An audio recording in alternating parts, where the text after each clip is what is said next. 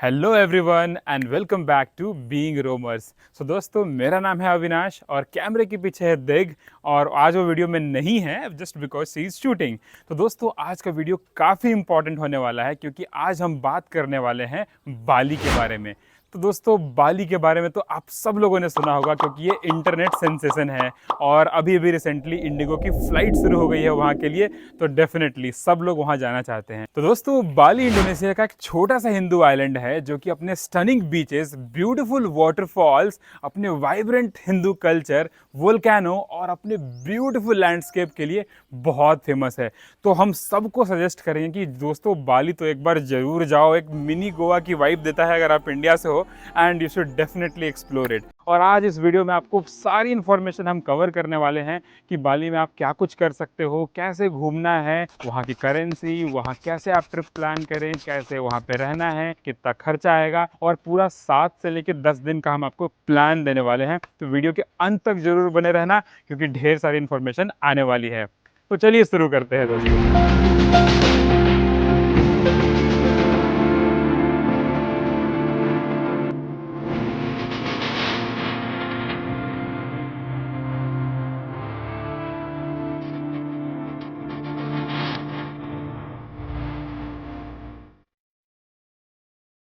तो सबसे पहला पॉइंट है दोस्तों, where is Bali located and how to reach Bali.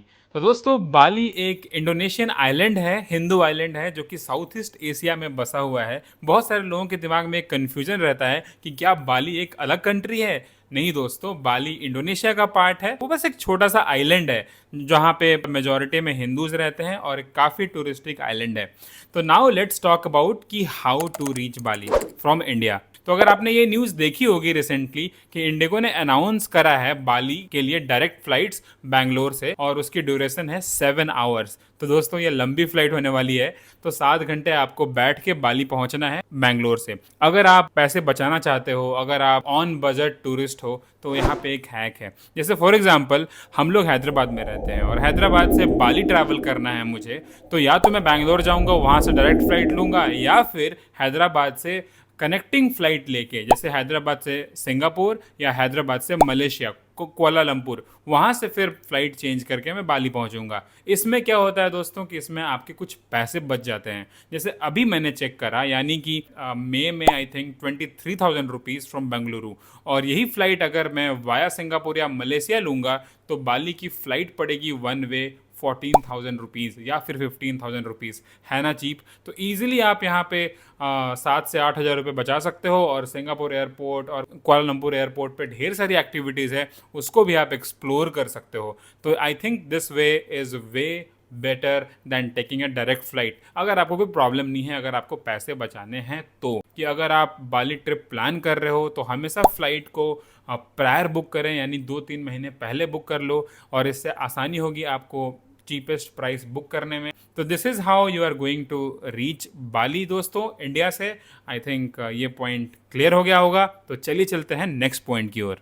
तो नाउ लेट्स टॉक अबाउट कि when to plan your Bali trip, और कितने दिनों के लिए आपको अपनी बाली ट्रिप प्लान करनी। तो सबसे पहले बात करते हैं कि बाली का ट्रिप कब प्लान करना है। इसको जानने के लिए आपको पता चलना चाहिए कि बाली में कौन कौन से सीज़न होते हैं और कौन सा बेस्ट टाइम होता है दोस्तों। बाली में सीज़न थोड़ा डिफरेंट होता है क्योंकि ऑब्वियस सी बात है, बाली सदर्न हेमिस्फेयर में है। बाली में 2 टाइप के मेन सीज़न हैं। पहला सीजन है रेनी सीजन, दूसरा है ड्राई सीजन। तो जो रेनी सीजन होता है वो दिसंबर से मार्च तक होता है। तो हमारी सलाह ये रहेगी कि आप इस टाइम पे तो ट्रिप बिल्कुल प्लान ना करें, क्योंकि जो भी अट्रैक्शंस हैं फिर आपको मज़ा नहीं आएगा देखने का। खूब सारी बारिश होगी, आपको फिर अपने घरों में ही रहना पड़ेगा।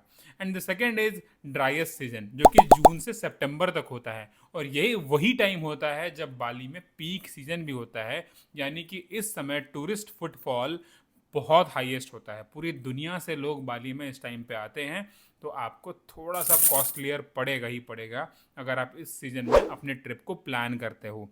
तो अगर आपको पैसे बचाने हैं, किसी भी कंट्री या किसी भी प्लेस में अगर आपको जाना है, तो हमेशा शोल्डर मंथ में ट्रैवल करना चाहिए। अब शोल्डर मंथ होता क्या है? तो बेसिकली शोल्डर मंथ उसे बोलते हैं कि पीक सीजन से 1 महीने या 2 महीने पहले और पीक सीजन से 1 या 2 महीने बाद की ट्रिप प्लान करो। तो बाली का जो पीक सीजन है वो जून से सितंबर है, तो इसकी शोल्डर मंथ जो होएगी वो होएगी मई मंथ में आप ट्रिप को प्लान कर सकते हो, या फिर अक्टूबर या नवंबर फर्स्ट वीक तक आप अपने ट्रिप को प्लान कर सकते हो। इसमें क्या होगा कि आपको होटल्स चीप प्राइस में मिल जाएगा, जो अट्रैक्शन की कॉस्ट है वो तो नहीं घटेगी, बट फ्लाइट भी आपको थोड़ा सा कम प्राइस में मिल जाएगा और फूड के ऑप्शंस भी ढेर सारे मिल जाएंगे। तो ये सही होता है, इस हिसाब से आप अपने ट्रिप को प्लान करें। अब नेक्स्ट क्वेश्चन है, how many days you should plan your Bali trip. जैसे हमारे गोवा में कैसे है नॉर्थ और साउथ, उसी तरह यहाँ पे भी नॉर्थ साउथ ईस्ट और वेस्ट बाली है, जहाँ पे अलग अलग अट्रैक्शन है। तो अगर आपको सब कुछ कवर करना है तो मिला जुला के आप मान लो 10 से 15 दिन रिक्वायर्ड है अगर आपको पूरा बाली कवर करना है। तो अगर आप बजट पे हो, अगर आप चाहते हो कि इंपॉर्टेंट प्लेसेस आपको विजिट करने हैं, तो मोटा मोटी 7 से 8 दिन तो आपको कम से कम करना ही चाहिए। तो इस हिसाब से आपको ट्रिप प्लान करना है। Now the next important point is visa. किसी भी कंट्री ट्रैवल करने के लिए आपको एक डॉक्यूमेंट की सख्त जरूरत होती है, सबसे इंपॉर्टेंट चीज है वीजा। अगर हम बाली की बात करें तो इंडोनेशिया एक ऐसी कंट्री है जहां पे इंडियंस के लिए ऑन अराइवल वीज़ा अवेलेबल है, और आपको उसके लिए वहां पे पहुंच के पे करना होता है, यानी आपको अप्लाई नहीं करना होता। जैसे हम इंडियंस यूरोप ट्रैवल करते हैं, यूएस ट्रैवल करते हैं, तो आपको अपफ्रंट आई मीन पहले से ही वीज़ा अप्लाई करना होता है। तो हमने अभी करवाया visa on arrival, basically visa on arrival का फॉर्म, और ये हमें पड़ा कितने का, $64 I guess, $64 which is 500,000 Indonesian रुपया। और इसे आप परचेज कर सकते हो बाई कैश या फिर अपने क्रेडिट कार्ड को देके। एमएक्स कार्ड यहाँ पे नहीं चलता है, तो आपका वीज़ा कार्ड होना चाहिए, वो चल जाएगा। बट हमारी रिकमेंडेशन ये है कि आप आईडीआर या फिर यूएस डॉलर कैरी करें। वी विल रिकमेंड कि आप यूएस डॉलर ही रिकमेंड करें, क्योंकि US dollar is widely accepted across the globe. इस माध्यम से आपको बाली का वीज़ा मिल जाता है। जो दूसरा तरीका है, अगर आप अपने एल्डरली पेरेंट्स के साथ ट्रैवल कर रहे हो, या फिर आपको लाइन में खड़ा रहना बिल्कुल पसंद नहीं है, क्योंकि जब आप पीक सीजन पे ट्रैवल कर रहे होते हो तो बहुत लंबी लंबी लाइन होती है। उसको अवॉइड करने के लिए क्या कर सकते हो, EVOA मतलब इलेक्ट्रॉनिक वीज़ा ऑन अराइवल आप अप्लाई कर सकते हो इंडोनेशियन गवर्नमेंट की साइट पे जाके, और हम उस साइट का लिंक आपको दे देंगे। तो वहाँ पे जाके आप अप्लाई करते हो, ऑनलाइन पेमेंट करते हो, और आप जैसी कंट्री में एंड करते हो आपको वीज़ा दिखाना है, आपके पासपोर्ट पे स्टैंप लगेगा and you are free to गो।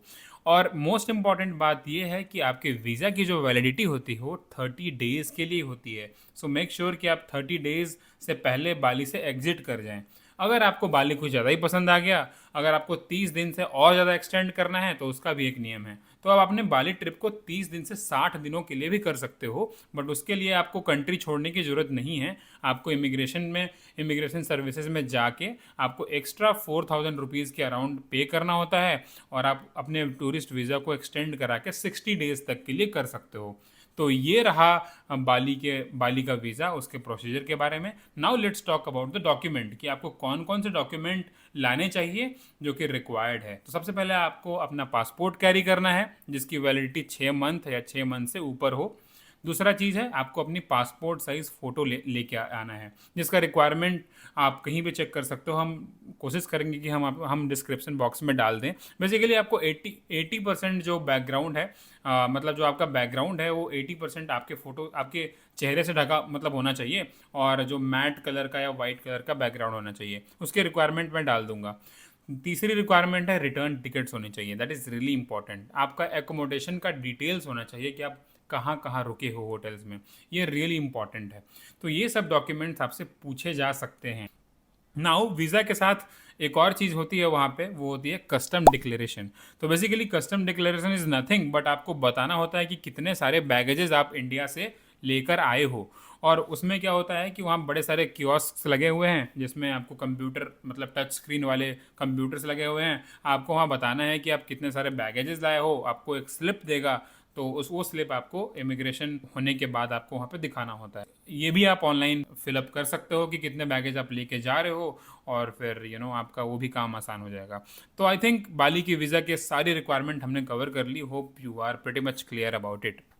अब करेंसी यानी सबसे बड़ा रुपया, हाँ आपको मालूम ही है, इसके बिना तो कुछ होना नहीं है। बाली का जो करेंसी है वो आईडीआर होता है और 1 रुपए की वैल्यू 192 आईडीआर होती है। तो दोस्तों यानी आप अगर आप 1 इंडियन रुपया इंडिया से लेके जाते हो तो आपको 192 आईडीआर 192 आईडीआर मिलते हैं।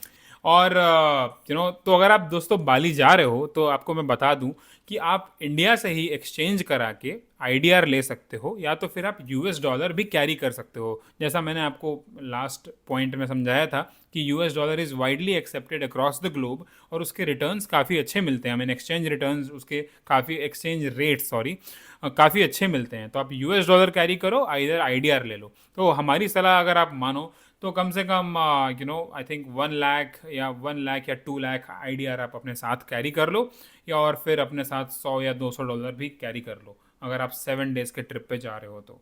और अगर आप ये कैरी नहीं करते हो तो कोई बात नहीं है, बाली में ऐसे बहुत सारे करेंसी एक्सचेंज मतलब शॉप्स या फिर सेंटर होते हैं जहाँ पे आप जाके चेंज करा सकते हो। बस आपको ऑथराइज सेंटर ढूंढना है, क्योंकि वो स्कैम भी होता है दोस्तों बाली में कि आपको, आप किसी भी दुकान से या फिर वो नहीं कर सकते हो तो आप गूगल पे टाइप कर सकते हो list of government authorised currency exchange centres, तो आपको मिल जाएंगे ढेर सारे। आप उस लिस्ट में चूज़ करके अपने नियर बाई आप कर सकते हो। और हमारी सलाह ये रहेगी कि एयरपोर्ट्स पे एक्सचेंज ना करें। वो भी लेजिट होता है, अगर आपको डर है कि बाहर में स्कैम हो जाऊंगा या फिर लूटा चला जाऊंगा तो आप एयरपोर्ट से कर लो, बट वहाँ पे रेट्स थोड़े से ज़्यादा होते हैं। तो हमारी सलाह ये होगी कि आप इंडिया से ही कैरी कर लो या तो फिर ऑथराइज सेंटर से कर लो। और जगह जगह पे कार्ड पेमेंट्स भी होता है बाली में, तो जैसे शॉपिंग सेंटर्स हो गए, मॉल हो गए, वहाँ पे तो कार्ड्स चलते हैं। अगर आपके पास ग्लोबल नियो कार्ड है तो इट्स गुड, कोई फॉरेक्स चार्जेस उसमें नहीं लगेंगी, तो आप वहाँ पेमेंट कर सकते हो। बट हमारी सलाह ये है कि अपने साथ आईडीआर ज़रूर कैरी करें, क्योंकि कैब ड्राइवर वाला या फिर नॉर्मल शॉप वाले दे प्रेफर बेसिकली आईडीआर, तो please do carry that. Now let's talk about the SIM card. अब भाई आप ट्रैवल कर रहे हो इंटरनेशनल तो डेफिनेटली आपको व्हाट्सएप और इंस्टाग्राम तो चलाना ही है। कब तक रिलाई करोगे आप होटल के वाईफाई पे? तो दोस्तों आप जैसी बाली में लैंड करते हो तो आपको डिफरेंट शॉप्स दिख जाएंगी जहाँ से आप सिम कार्ड ले सकते हो। और अगर इस हैसल को आपको बचाना है तो जैसा हमने करा था, हमने क्लुक ऐप पे हमने सिम कार्ड ऑलरेडी बुक कर दिया था। और जैसे ही हम वहाँ पे लैंड किए, हम दुकान में गए, हमने क्लुक का वाउचर दिखाया और हमको सिम कार्ड मिल गया। और आपको अपना पासपोर्ट दिखाना होता है, उसको स्कैन करने के बाद they will give you sim cards. तो different types of sim cards Bali में आपको मिलते हैं। कुछ फेमस नाम मैं बता देता हूँ, जैसे कि एक एक्सेल हो गया कंपनी, एक हो गया टेलकॉम सेल हो गया, एक आई थिंक इंडोनेशियन सैट इंडोसैट करके है। तो ये 2-3 फेमस हैं। हमने आई थिंक एक्सेल लिया था, ऑल अराउंड द बाली उसका नेटवर्क ठीक ठाक ही था। आपको व्हाट्सएप पे बात हो जाएगी, आप वीडियो कॉल कर सकते हो अपने घर वालों को। अगर आपको 18 GB का डेटा चाहिए तो 250,000 आईडीआर में आपको 18 GB एक्सेल का सिम कार्ड मिल जाता है और आप इजीली वहां से परचेज कर सकते हो। तो अब बात करते हैं बाली के लोकल ट्रांसपोर्टेशन। अब बाली में घूमना कैसे है भाई, एयरपोर्ट से अपने होटल कैसे जाऊंगा? तो ट्रांसपोर्टेशन की अगर बात करें तो बाली में जो पब्लिक ट्रांसपोर्ट है वो उतना अच्छा नहीं है। वहाँ पे कार, कैब और बाइक्स ही बहुत ज़्यादा चलती हैं। तो आई थिंक जैसे हमने किया था, हमने क्लुक से वहाँ पे अपनी कैब बुक कर ली थी और इजीली आपको कुता सेमनिया क्या जहाँ भी आप रुके हो वहाँ पे आपको ड्रॉप कर देगा। तो दैट इज़ बेटर ऑप्शन हमें लगा कि आपको 1000 या 1500 में आपको कार रेंट पे मिल जाएगी, जो आपको वहाँ पे बुक करके आप कर सकते हो रेंट। लेकिन वहाँ पे एक ऐप है गोजेक करके या ग्रैब है, अगर वो आप करना चाहो तो वहाँ से आप अपनी टैक्सी बुक करा सकते हो। जहाँ से आपको चीप प्राइस मिले वहाँ से आपको बुक कर लेना चाहिए। बाली में आपको बाइक्स लिटरली 400 से 500 रुपये में ईजिली अच्छी बाइक मिल जाती है और आप उसमें आराम से इधर से उधर ट्रैवल कर सकते हो, जैसा कि हमने भी करा था। बेसिकली 400 रुपये में ही हमको पर डे के हिसाब से बाइक मिल गई। पेट्रोल आपको खुद से डालना है। मेक श्योर दोस्तों आप हेलमेट पहन के रखो, क्योंकि बाली में I think Indian driving licence valid नहीं है। तो आई थिंक अगर आप बाली में जा रहे हो तो please carry your international driving permit IDP. ये आपको अपने लोकल ट्रांसपोर्ट अथॉरिटी से मिल जाएगा। जैसे कि तेलंगाना में मैं रहता हूँ, हैदराबाद में हम लोग रहते हैं, तो आप तेलंगाना स्टेट की जो ट्रांसपोर्टेशन डिपार्टमेंट है वहाँ की ऑनलाइन आप अप्लाई कर लेते हो, आपको मिल जाता है, वो साथ में कैरी करो। अगर आपके पास वो नहीं है, स्टिल आप किसी डिस्टेंट रिमोट एरिया में बाइक चला रहे हो, मेक श्योर कि आप हेलमेट पहन के रहो, क्योंकि वहाँ की पुलिस तगड़ा फ़ाइन मारती है भाई। हमने देखा है जो बिना हेलमेट के चलते थे उनको गंदा वाला फ़ाइन मारा। हमको तो आई मीन हम लोग तो मस्त ड्राइव कर रहे थे इधर से उधर, हमने प्रॉपर हेलमेट लगाया हुआ था तो हमसे कुछ नहीं पूछा। तो इट्स लाइक दैट। अरे यार भाई, सब कुछ तो ठीक है बट रहने खाने का कौन बताएगा? सबसे इम्पोर्टेंट तो यही है ना सरप्राइजिंगली, कि बाली में आप एज लो एज 250 रुपए में भी रह सकते हो, या फिर 2.5 लाख या 3 लाख रुपए में भी रह सकते हो। So sky is the limit in Bali दोस्तों। जितना गुड़ डालोगे उतना मीठा होएगा। तो अगर हमारी मानो तो आई थिंक आप इजिली 2 to 3 स्टार प्रॉपर्टी में रह सकते हो, जो कि 2,000 2,500 तक आपको अच्छे से मिल जाएगी। थोड़ा और अगर आप 5 स्टार में रहना चाहते हो तो आई थिंक 3 से 5 हज़ार के बीच में बढ़िया बढ़िया 5 स्टार मिल जाएंगे। तो ये हुई बाली के अकोमोडेशन की बात। और बट हमारी सलाह रहती है कि अगर आप अपनी फैमिली के साथ ट्रैवल कर रहे हो, जैसे अपने बच्चे हैं और आप लोग खुद ट्रैवल कर रहे हो, मतलब वाइफ हस्बैंड, तो definitely you should go for Airbnb, या फिर मतलब ठीक ठाक 3 to 5 स्टार प्रॉपर्टी। एयरबीएनबी में रहने का फ़ायदा ये है दोस्तों कि वहाँ पे आपको खाना बनाने के लिए किचन मिल जाता है, तो आप कुछ भी कुक कर सकते हो, अपने बच्चों के लिए फूड बना सकते हो, प्रिपेयर कर सकते हो, सुपरमार्केट से कुछ खरीद के ला सकते हो, वहाँ पे बना सकते हो। अगर आप बैचलर्स हो तो फिर तो definitely you can try hostels. Hostels के बड़ी सारी वैरायटी अवेलेबल है, कम से कम दाम में बंक बेड्स हो गए, या फिर छोटे मतलब होटल्स भी हैं, मतलब थोड़े से चीपर प्राइस में। तो इन्जॉय करो यार, आई मीन आपको जैसा आपकी सहूलियत हो। और बुकिंग के लिए अगर मैं बात करूँ तो अगोडा प्रेफरेबल है, सस्ते दाम पे मिल जाता है। अगोडा हो गया, airbnb.com हो गया, या फिर booking.com हो गया। ये सारे इंटरनेशनल ब्रांड्स हैं, तो आपको कोई प्रॉब्लम नहीं होगी। अगर आप इंडियन ब्रांड से बुक करना चाहते हो तो कोई प्रॉब्लम नहीं है। I think you can book your hotels from make my trip और ईज माई ट्रिप और वेर एवर यू वॉन्ट। अब बात करते हैं पेट पूजा की। भाई बाली का फूड, ट्रस्ट मी, अगर आप वेजिटेरियन हो तो आपको तोते आई मीन अब आपको अपनी नानी याद आ जाएगी दोस्तों, क्योंकि हर जगह जो बाली में है नॉन वेजिटेरियन फूड चलता है। दो कहने को हिंदू आइलैंड है, बट हिंदुओं के लिए मतलब आई मीन हिंदू आइलैंड है, हिंदू तो खाते हैं यार non veg veg, but vegetarians के लिए it's not a paradise I would say.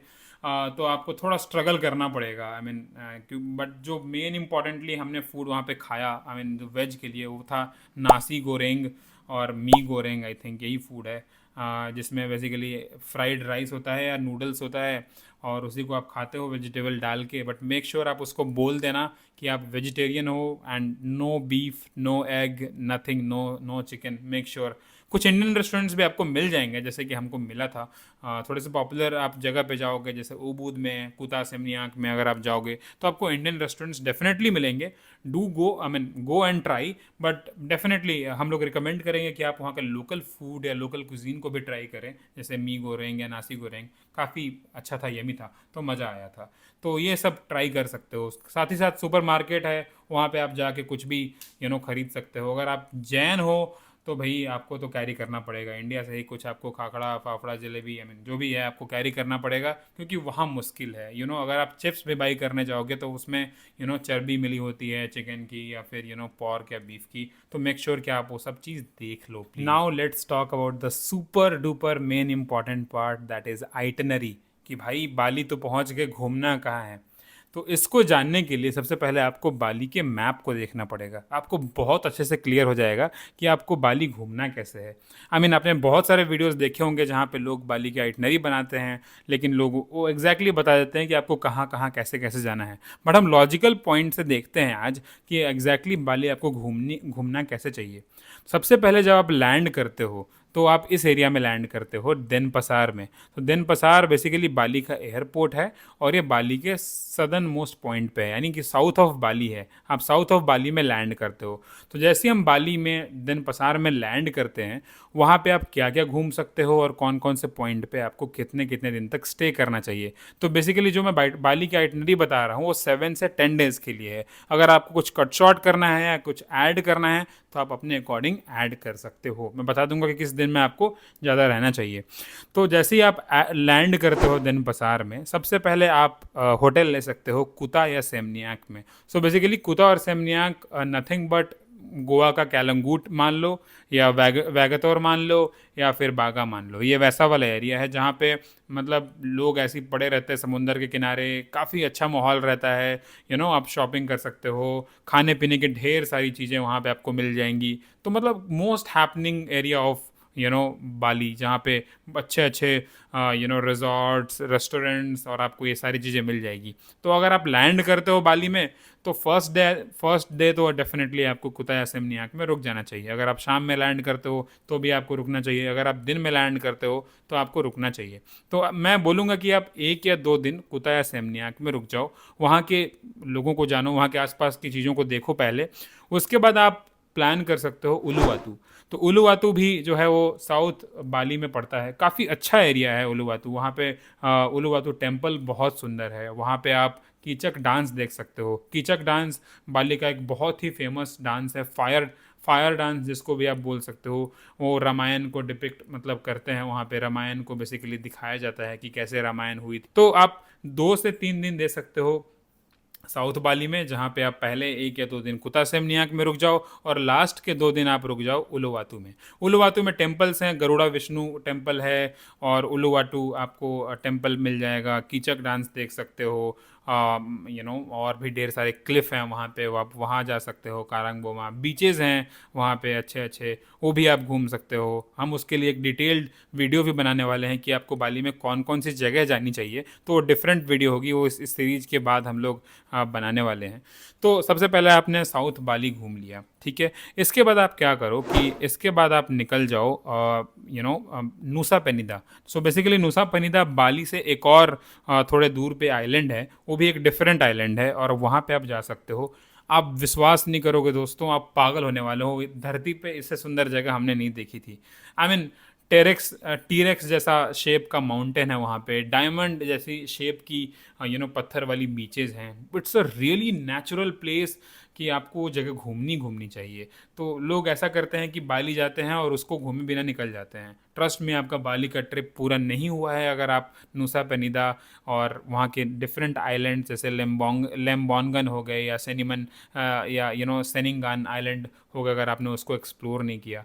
तो नेक्स्ट 2 to 3 डेज आपको नूसा पेनिदा, लेम्बोंगन और सेनिगन आइलैंड्स में बिताने हैं। वहाँ पहुँचा कैसे जाए? तो अगर आप सदर्न बाली में हो तो वहाँ से आपको कैब लेना है सानूर पोर्ट के लिए। सानूर पोर्ट से आपको फेरी मिल जाती है नूसा पेनिदा के लिए। अब ये फेरी आपको बुक करानी है क्लुक से या फिर डिफरेंट साइट से, विएटर या क्लुक से आप बुक करा सकते हो। ऑनलाइन फेरी पहले बुक करा लें ताकि हैसल ना हो, और उसके बाद वहाँ पे नूसा पेनिदा में आपको ईजिली होटल्स मिल जाएंगे। वहाँ पे आप अच्छी अच्छी जगहों को एक्सप्लोर करो, 2 दिन आइलैंड में समय गुजारो, मज़ा आने वाला है। तो ये तो हो गया southern part of island.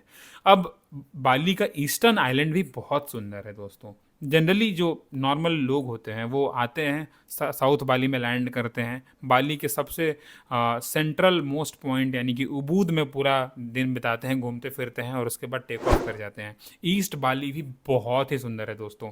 I mean east बाली में ऐसी ऐसी जगह हैं कि आप literally I mean you will be awestruck. आपको लगेगा कि यार धरती पे ऐसी जगह एग्जिस्ट करती है। यानी यहाँ पे माउंट बटूर ट्रैक भी है, आप जो अपने वोल्केनिक ड्रीम को भी पूरा होते हुए देख सकते हो, जैसे कि हमने माउंट बटूर ट्रैक किया था। लाहंगन स्वीट अपने आप में ही एक कमाल की जगह है, अगर आप इस प्लेस पे जाओगे it's really mesmerising. Black sand beach है, तीर्था गंगा टेम्पल है, तो आप वहाँ जा सकते हो। तो अगर आपको ईस्ट बाली में 1 या 2 दिन देना है तो हमारी रिकमेंडेशन ये होगी कि नुसा पेनिदा से आप कुसाम्बा पोर्ट के लिए फेरी ले लो। सानूर पोर्ट मत आओ। अगर आपको ईस्टर्न बाली में 2 दिन रुकना है तो आप कुसाम्बा पोर्ट पे फेरी लेके पहुंच जाओ, और वो आप डायरेक्टली ईस्ट बाली के काफ़ी नज़दीक है। आप आराम से वहाँ पे रह सकते हो और ये 2-3 जगह एक्सप्लोर कर सकते हो। एडवेंचर लवर हो, आप ट्रैकिंग लवर हो तो माउंट बटूर ट्रैक ज़रूर करना। It's mesmerising, it's amazing. दिग का बर्थडे था तो मैंने प्लान करा था माउंट बटूर का ट्रैक, और आप देख सकते हो इट इज़ रियली मेस्मराइजिंग। तो आपको काफ़ी मज़ा आएगा। ईस्ट बाली का टूर करने के बाद अब आप पहुँचते हो सेंट्रल बाली। सेंट्रल बाली काफ़ी फेमस है दोस्तों। यहाँ पे मेस्मराइजिंग वाटरफॉल्स हैं, बहुत ही मतलब अमेजिंग लैंडस्केप है यहाँ पे। पैडी फील्ड्स आपको अच्छे अच्छे मिलेंगे, और यहाँ पे आप टेम्पल्स का भी टूर कर सकते हो। तो कम से कम आप सेंट्रल बाली में भी 2 से 3 दिन का समय दो। अगर आप जल्दी में हो तो 2 days आर इनफ। तो आप वाटरफॉल टूर कर लो एक दिन टेम्पल टूर कर लो वहाँ पे उबूद में। और काफ़ी अच्छी वहाँ भी केचक डांस होता है अगर आपको देखना है तो। जैसे कि हमने केचक डांस उलुवाटो में नहीं देखा था, तो हम सेंट्रल बाली में देख रहे थे अपना केचक dance. It was really amazing. वहाँ पे एक टेम्पल है, और इंडियन रेस्टोरेंट्स भी काफ़ी अच्छे हैं। शॉपिंग भी आप कर सकते हो सेंट्रल बाली में ढेर सारे। It's a happening place. तो शॉपिंग की प्राइसेस आई मीन मोर और लेस इंडिया के बराबर ही है, बट आपको वैरायटीज मिल जाएगी ढेर सारी। पैडी फील्ड्स में जाके फोटोज खिंचा सकते हो। It's really beautiful. और वाटरफॉल्स तो बाली का यार आई मीन कमाल ही है, किसने नहीं सुना होगा वाटरफॉल। तो वहाँ पे जाके आप जरूर देखना। सेंट्रल बाली में आप टाइम स्पेंड करने के बाद फिर से आप साउथ बाली में जाते हो, क्योंकि वेस्ट बाली में ज़्यादा कुछ देखने को है नहीं। अब अगले दिन आप टेक ऑफ कर सकते हो, हाँ, हमारे एयरपोर्ट से denpasar से वापस इंडिया के लिए।